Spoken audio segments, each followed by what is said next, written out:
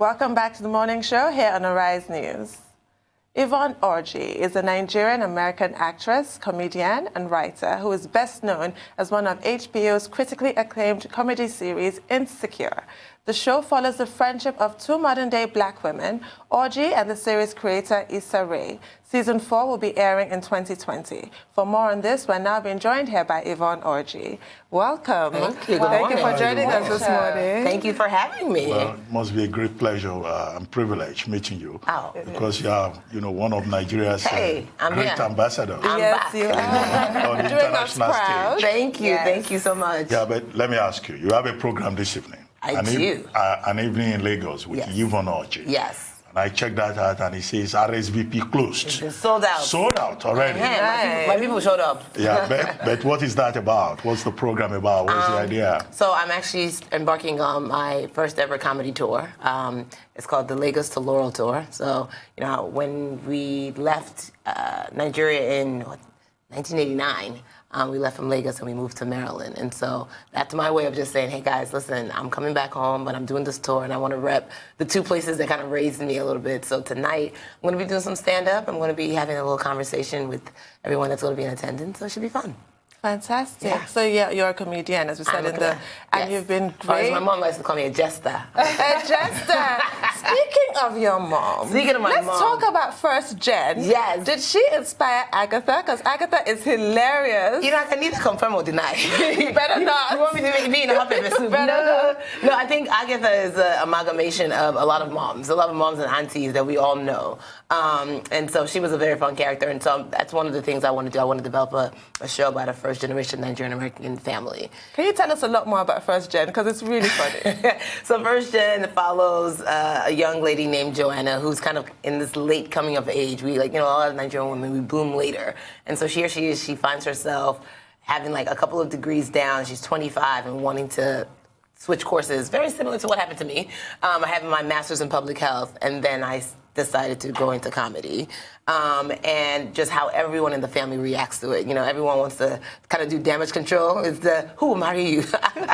What's happening? And trying to figure out how to come into her own, but also how to love and support her family who, love and supported her. So, yeah, it's a dual lens that we all have to battle sometimes. Yes, absolutely. It is. And after your master's in public health, you moved over to New York to then fulfill that passion that you have for comedy, which of course would have surprised your family, but that's been your journey since then. Yeah. And of course now you have gone into acting, etc. We're going to speak about Insecure, but staying on comedy for just a moment. Yeah. What is that journey like looking back and looking at where you are now, coming to Nigeria, having your own stand-up show here? Yeah. What is that all like for you? It is a very much full circle moment. And it's also it's not a thing that I could have planned myself. I didn't know I was funny. Every Nigerian that has jokes, and you see the guys standing around there drinking star and gulda and they're just having a good time. But for women, that's not necessarily the path or the avenue you would think.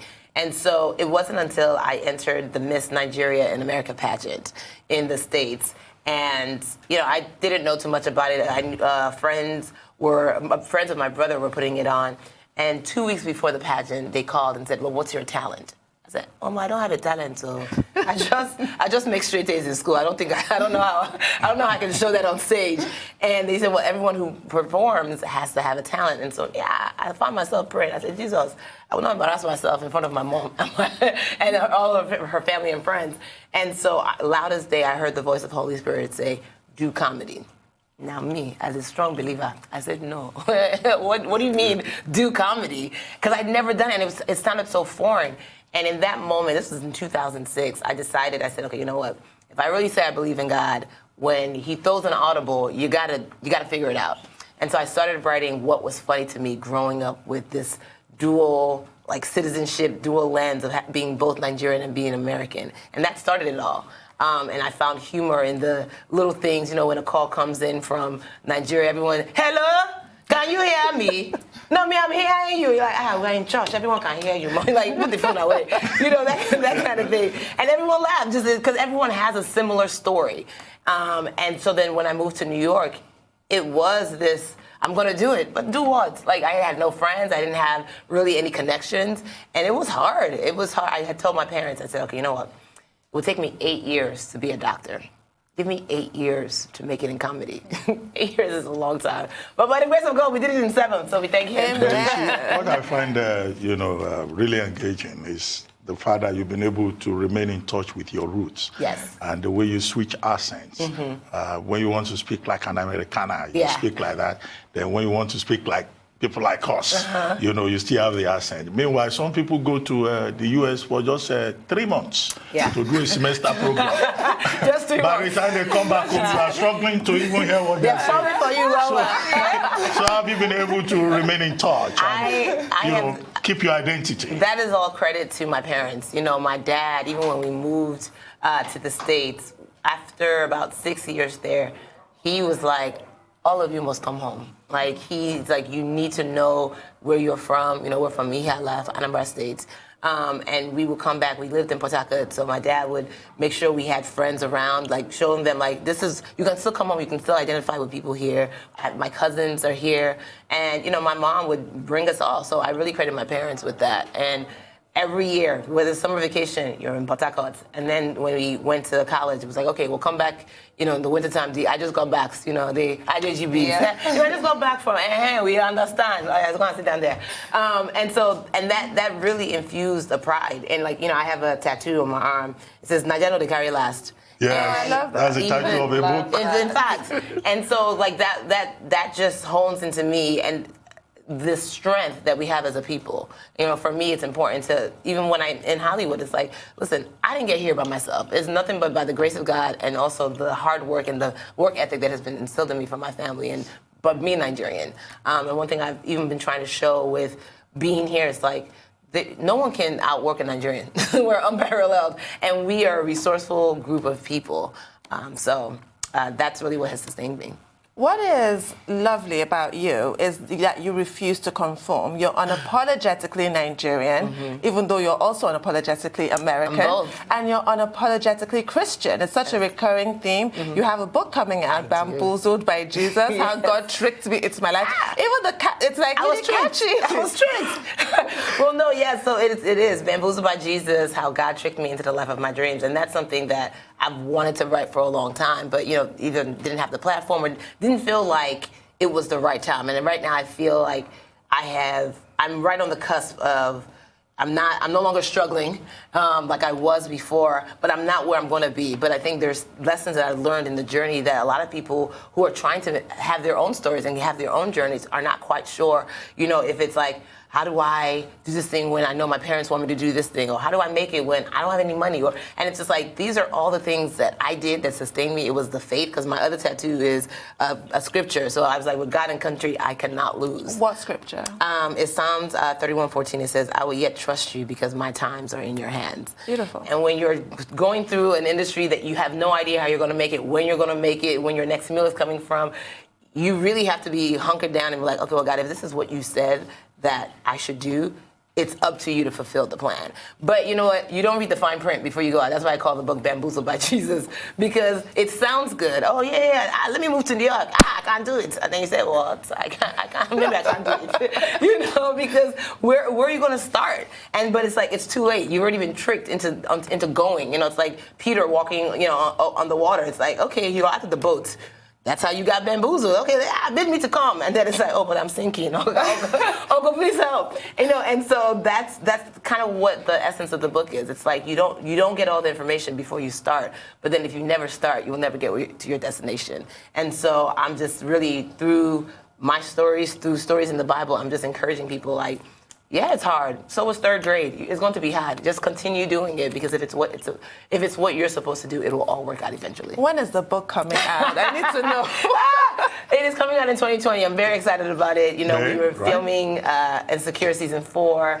I was writing the book. I'm preparing for the comedy tour. So it is coming out, though. It has been a journey. So I'm excited. I'm excited for everyone to read it. We are too. I definitely and will. Speaking of Insecure as well, that's an exciting topic to talk about. First of all, I love Youre, and I think that she's created such a beautiful series here. For the sake of our viewers, let's actually just go through what Insecure is even just about. And then after, we'll speak about season 4, which is coming out. Well, Insecure follows, it's based off of the web series Awkward Black Girl that Issa Rita created, and then HBO gave her this platform to make it into a half-hour show. And it follows two black girls in a very specific neighborhood in LA called Inglewood. And they're, at the cusp of adulthood, in the States and also here. Well, actually, here it's different. When you're 25, you're an adult. So it's like, you better get your life together. You have your 2 degrees. You'll be getting married, that kind of thing. Your life is kind of set up. But for these 2 young ladies, they're approaching 30, and they're trying to figure it out. They don't know, work can sometimes be good, but maybe you have to make a change. Your love life is in shambles, and we're trying to figure out, what is, and it's just following these 2 characters as they navigate all the pitfalls, the highs, the lows. My character is Molly. I play a lawyer, of course, lawyer, engineer, or doctor. I say, you people know the Nigerians very well. I play Molly, who's an attorney, and while she's great at work, she is, not so great on the other side. Chaotic love life. Molly very chaotic. That's why she's in therapy. God bless it. And so, she's trying to come into her own in a way that's different from Issa's character. Issa's character is kind of this awkward girl who stumbles in almost all aspects of life, and so they're all journeying. I mean, life for everybody is a journey. But how much of Yvonne is in Molly, and how much of Molly is in Yvonne? Look at these hard also have insecurity?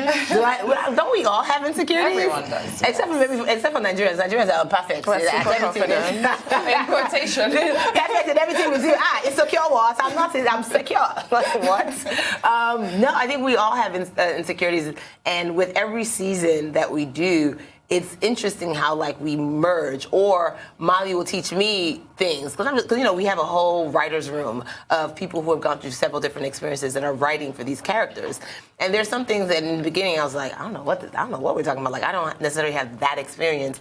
And then after the season, it's I'll experience it. But if my character prepared me, I'm like, ooh, this is what Molly was going through, or things that we'll be going through at the same time. This season 4 is very personal for the character, and also for me, it's kind of like this crossroads you arrive in all your relationships. It's will we last? Will we not last? What does this actually mean? How is this relationship helping me? All different types of relationships, from friendships to love. So it's this was a hard year for me because I lost a lot of people that were close to me, and that kind of happens with the more success you have, even if you're a banker or if you're an actress. It's people project onto you sometimes, and you're like, I'm still the same me, but everyone sees you differently. So it's what happens when the people close to you see you differently.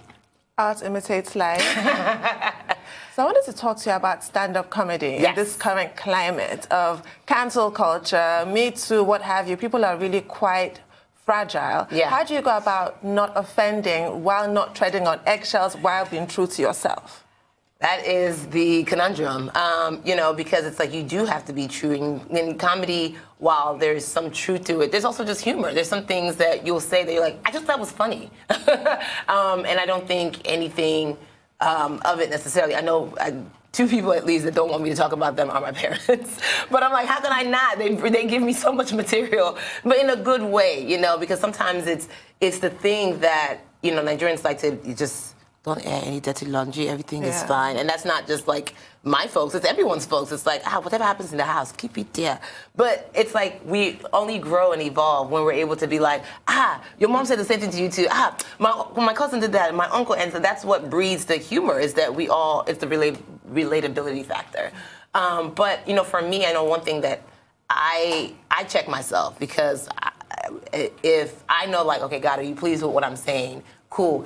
Then everything will work itself out. Also in my stand-up, I don't curse. And so that's just something I made a deal with him long before I got in. I was listen, I'm going to be a clean comic. If I can't make these jokes work, and if I can't make people laugh without cursing, then what are we doing? And so for me, it's I'll always, my humor is always to uplift and make everyone feel secure, make everyone feel they're part of the joke, and not necessarily isolate people. No one's fighting at the end of my comedy shows. That's not my desire. It's not to come and embarrass you. It's to make you come and forget the struggle and the worries of whatever you had going on before you walked in, and let's all have a good time. And you know what? That should be the end goal of every comedian, if you do really think about it, because so many jokes go out that are offensive, and they don't really need to go out, or need to go out in the way in which they have. But then again, that challenge is always going to exist in comedy. And it's going to be unique to every different comedian. So what would you say are your unique challenges that you face? Would you put it more towards the personal relationship that you have with God and always having to go back to that question? Or what would you say it is? Yeah, you know, because every comedian, just like with everybody, they have their own experience. So some people's experience is painful, you know, and they want to, you know, Kevin Hart had a whole Laugh at My Pain, and it's just like he's gonna talk about his father and the drug abuse and all of it. He did it so well. He does it so well, and it's like he's at a place where he can laugh at that, you know. I'm sure growing up it was like maybe confusing and not understanding, but now it's like, oh, here's where my humor comes from. When, you know, you're at a school and your dad comes in and you're like, is he high? There's someone else who has that same experience. Now that's not my experience, so my humor comes from, you know, if you get a B plus and your mom's B plus, so the person who got an A, do they have two heads? You're just like, this is what is important. We need to show people. Asians talk about tiger moms, but they have nothing on Niger moms. The British talk about their stiff upper lip. They have nothing on us. We literally never admit vulnerability. So I thank you for showing the world this aspect of our culture. Absolutely, and it's important to be vulnerable. Yeah, but at what point did you discover God? Because you are described as a Christian actress. In Nigeria, we say a born-again Christian, and your book, you're talking about 20 lessons you learned along the way. So at what point did you discover God, and what are those lessons that you have learned? Well, you know, without necessarily preempting the content. No, it's okay. You will buy the book, don't worry. No, you know, we were heavily raised Catholic, and so I was Catholic when I was here, when I went to the States, and then my freshman year of college, I was 17 years old, and I went to a Bible study, and so that's when I received God in a different way. That's when I became a born-again Christian. And there was something about the way the message was received and relayed to me, actually, in that it made God personal. I remember the minister that was talking kept calling God Daddy, and I was like, Onyebu, Daddy, who's Daddy? Like, you know, who is her dad? But that's how intimate she was with him, that she could be like, that's my dad, and I just the same way you want to sit on your dad's lap as your human dad's lap. It's like I want to get close and I want to sit with God, and it's like, I don't have this kind of relationship. And, you know, because we're very competitive people as Nigerians, I was like, if she can have this relationship, I want the relationship. And I got competitive about, like, really finding out, how can I make him personal? Like, what does that mean for me? And, you know, you alluded to the fact that I'm, you know, just unshakable in my faith. It's because, like, that was a thing that stabilized me. And so even now in Hollywood, I get DMs or emails, you know, how are you able to be a Christian in Hollywood? And I tell them I didn't know I had to choose. I didn't know I had to take off one thing to put on the other. I'm like, I'm the same person. So if you get God, you get me. If you get comedy, you get me. You get all aspects of me. And I think those are all the things that make me unique. Those are all the things that add to my performance, you know, and the checks and balances, because you can get to Hollywood and go crazy. But I was like, God, I'm not going to be another statistic. I'm not going to be another one of those people, those hypocrites that say, oh, we believe in God, and then they get there and it's like, God who? No, me, I made it. I only believed in him until I got, you know, my job. I only believed in him until he came through for me. Now he can go and sit down somewhere. It's like, no, that's not part of the agreement that we have. Your faith is amazing. Oh, thank you. Well, my next question is, do you have any Nollywood collaborations in the pipeline? I mean, maybe. I mean, who wants to work with me? Let's go. Do you know anything I should know? Yeah, we know. I think we should have, you know that lady that came on the show, the Alaja Don Jassy? Oh, yeah. That would be excellent. Dr. That's Helen true, actually, Paul. because she's a comedian as well. She's hilarious. I would hilarious. love to see that. Well, let's see. Personally, I would love to see that. I mean, I've been kicking it with my homie Chico this entire time. She's a foolish goat, and she knows it. But how do you handle fame? I mean, you've been on Larry King Live, you've been on every TV station, you've been on TV for seasons. How do you handle it? When people see us, say, oh, that's Yvonne Orji, that's Yvonne Orji. Does it make you feel like, oh, yes, we have arrived? No. Or you see it as a challenge? If the question is how do I handle fame, faith and therapy. That's, you know, it's something that's very taboo, like things people don't even talk about. But no, you have to, there is nothing like the entertainment industry. It doesn't make sense. It's like one day you can literally be trying to figure out, okay, if I just eat digestive biscuits and drink Fanta. Maybe that can take me to tomorrow. Like, it's like you're literally in that lane, and then the next day you have more money than your parents have ever worked hard for. You know, like how no matter how hard they work, it's like you've surpassed them in just a short period of time, and it's like you don't know what to do with it, because now that comes with a burden, that comes with responsibility, that comes with that, you know, Biggie, the rapper, said more money, more problems. And when you're not in that zone, you're like, that's a nice song. Uncle, more money, more problems. He was very right, because it's not even just the financial aspect of problems.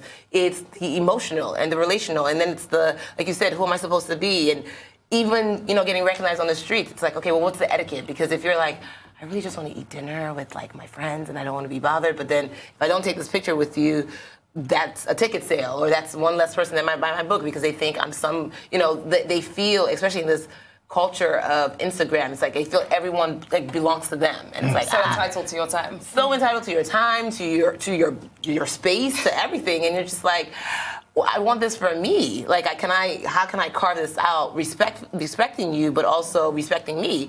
And that's not a thing that people allow other people to have nowadays, because we are so connected socially.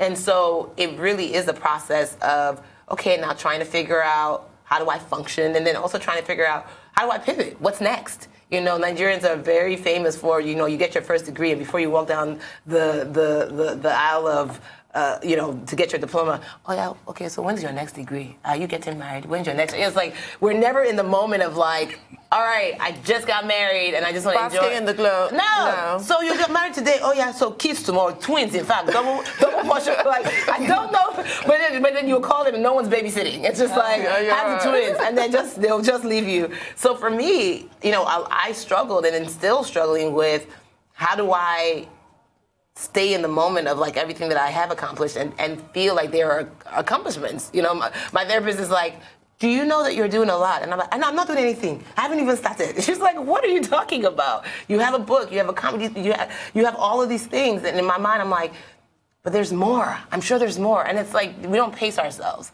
And so that's something that I'm learning to give myself a break. Nigerians don't give ourselves a break. No. We don't know how to stop and enjoy and celebrate. Even when someone says, good job. Hey, it's okay. Well, I mean, it's okay. I tried. Everybody worked hard at doing it. It's like, no, you did a good job. Exactly. Receive it, say thank you, and keep it moving. And so that's kind of been my struggle in trying to figure out, like, how to pace myself, how to say, okay, I'm doing a good job. There is more I can do. But let's sit in this for a little bit, not too long, because the other side of the pendulum is you sit in there, you're lazy, and then the one thing you did is the only thing you'll ever do, and it's like that. Well, that's not gonna happen. You know, it's interesting you said that, because before this program, I was telling Tundun that I'm reading a book at the moment which is called Hyperfocus: How to Work Less and Achieve More, right? Yeah. And that's basically the memo that I feel everyone in Nigeria needs to get, because we put so much self-induced pressure on ourselves for no reason. And I bring this up because you just mentioned therapy, which is so important. And Absolutely. It's highly stigmatized, yet it is something that should be seen in a very normal way. Absolutely. Everyone should kind of have a therapist, because it's good to talk to someone. Yeah. How important is that aspect of your life? And